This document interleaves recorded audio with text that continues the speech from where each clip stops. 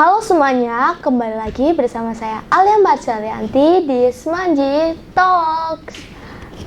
Pada episode kali ini adalah episode yang sangat spesial karena kami telah menghadirkan tamu yang telah memberikan jasa yang besar serta pengabdiannya di SMA Negeri 1 Maos.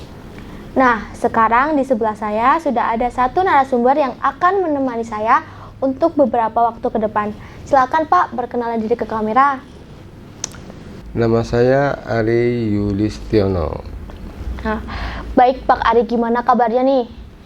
Alhamdulillah sehat. Jadi di sini kita akan mengobrol mengenai seputar perjalanan Pak Ari di SMA Negeri 1 Maos ya. Terus sekarang Pak Ari tinggalnya di mana nih? Saya di Maos Lor. Itu sekitar berapa menit ya dari tempat tinggalnya Pak Ari menuju ke SMA Negeri 1 Maos? Ya, idealnya sekitar 3 menit. 3 menit. Ya. Itu kalau jalanan nggak ramai ya Pak? Ya, sedang. Kalau ramai sekali sampai 5 menit. Iya, paling kalau karnaval itu ya lama lagi. Terus kesibukan Pak Ari selain mengajar ada nggak? Ya, selain Menjadi mengajar, guru, ya. ya, saya ada kesibukan di hobi saya sih di otomatik ya, di Otomatik, mobil, ya. juga di Pertanian? pertanian juga. Kan daerah saya kan daerah pertanian itu. Iya. Itu kesibukannya. Kalau di otomotif Pak Guru biasanya ngapain? Ya, saya Otak-atik mobil atau gimana? Modifikasi kendaraan ya. Ya. Dan perbaikan dari diperbaiki supaya enak, aman dipakai. Kalau ada yang suka ya dilepas, dijual. Iya. Kalau bertani Pak Guru sebagai apa? Mungkin langsung terjun ke pertanian atau sebagai yang jual beli seperti itu? Ya, saya hanya di balik layar petani, jadi nggak langsung gitu. Nggak langsung turun ke lapangan ya Pak? Kalau langsung turun ya capek sih ya. Iya, juga capek jadi guru, masa capek jadi petani. Tergantung waktunya gitu. Bisa diceritakan nggak Pak, awal mula Bapak masuk di SMA Negeri 1 Maos? Apa langsung masuk ke SMA Negeri 1 Maos atau ke SMA lain dulu? Ya, untuk masuk ke sekolah ini saya ikut program penempatan ikatan dinas istilahnya. Jadi tahun itu ada program ikatan dinas di kampus saya, dan saya ditempatkan di sini ya, di SMA Maos. Berarti dari awal emang ikatan dinasnya di SMA Negeri 1 Maos ditempatkannya? Iya, langsung ditempatkan di sini sekitar tahun 90-an kalau salah. Iya. Berarti Pak Guru masuk itu tahun berapa Pak? 89 akhir? Waktu itu baru ada kelas 1, 2, 3, sudah ada 3 ya, baru mau meluluskan. Satu angkatan? Iya. Oh, berarti sudah lama sekali ya Pak, sampai 2023 ini mengajar di SMA Negeri 1 Maos?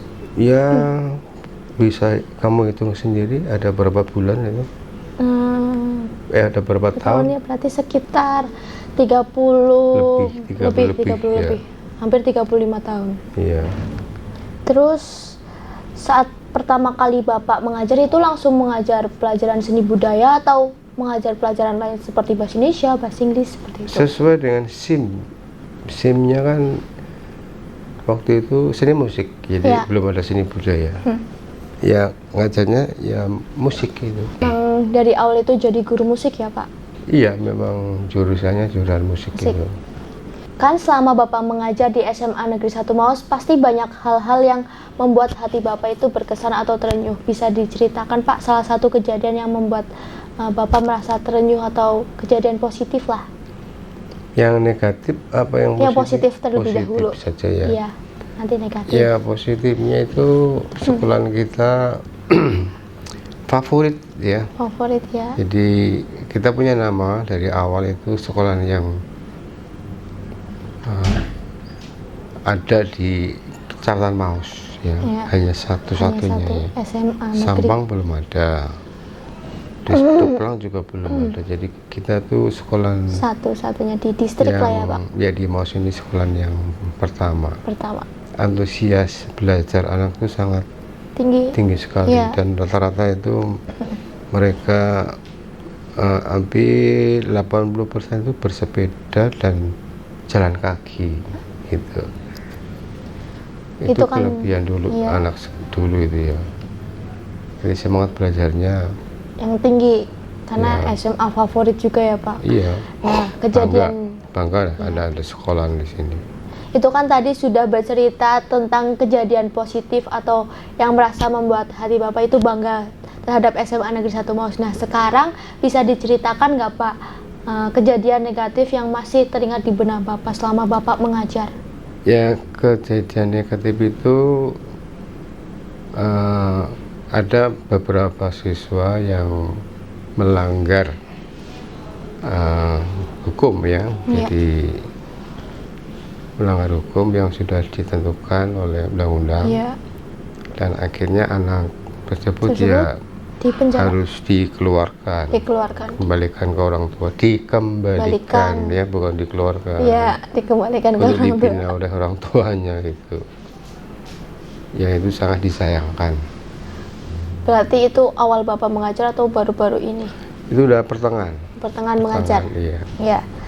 Kan Bapak mengajar sekitar 30 tahun lebih ya Pak. Ada nggak sih perbedaan karakter dari awal Bapak mengajar sampai sekarang ini, dari tahun ke tahun, perubahannya positif atau negatif? Ya, untuk perubahannya sih lebih maju sekarang ya.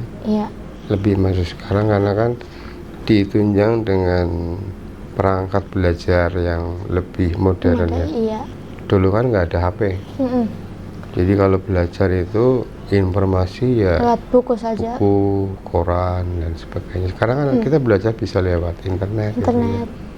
Itu lebih cepat, lebih mudah.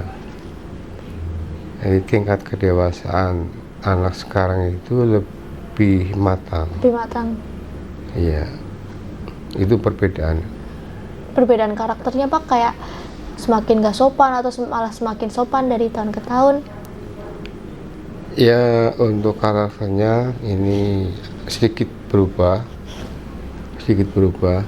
tapi nggak begitu signifikan, nggak begitu banyak gitu. Nggak begitu banyak. Iya. Ya kan Pak Guru juga sudah lama mengajar, pasti bukan hanya bertemu banyak murid-murid ya Pak, pasti juga bertemu banyak guru. Nah, ada nggak guru yang bikin Bapak terkesan atau guru yang berkesan selama Pak Guru mengajar di SMA Negeri 1 Maus? Yang terkesan itu dengan prasekolah saya yang pertama itu, yaitu yang Pak Guru masuk. Jadi dia memiliki jiwa yang pemberani, ya, tegas ya. Jadi tapi juga baik. Tuh. Terkesannya karena sering diomei. Sering dibilangin gitu. Iya. Ya maklum, sekolah baru kan harus perlu penataan. Iya. Itu yang terkesan. Paling berkesan ya. Selama Bapak mengajar, ada nggak sih peristiwa yang membuat Bapak emosional? Ya pernah saya sedikit emosi gitu, karena ada kelas yang terlalu ramai, fisik ya. Pertama sudah saya diamkan, lama-lama membuat saya sedikit terganggu, akhirnya saya marah di situ. Terus saya pikir ya itu wajar itu. Itulah dalam dunia pendidikan pasti ada di situ. Itu kejadiannya dialami sekali atau sering sekali Pak? Mengalami kejadian biasanya itu di kelas 12 ya, karena mau lulus. Kelas 11. Setelah saya selidiki, karena di usia 11 di kelas 11 itu usia di mana puncak emosinya lagi meledak. Oh, berarti ini pengaruhnya. Iya. Itu. Baik, yang terakhir Pak, kasih harapan buat SMA Negeri 1 Maus, para guru yang masih mengajar di SMA Negeri 1 Maus, dan para siswa-siswi di SMA Negeri 1 Maus yang masih mengenyam pendidikan? Iya. Harapan saya ikuti perkembangan Zaman teknologi yang ada ini supaya tidak ketinggalan dengan sekolah yang lain, karena sekolah juga berlomba-lomba untuk meningkatkan kualitas pengetahuan dan mendalami teknologi yang selalu berubah berkembang. Ya, dulu nggak ada HP, sekarang ada HP, sekarang ada tablet, ada internet, dan mungkin kita nggak tahu tahun depan ada apa lagi.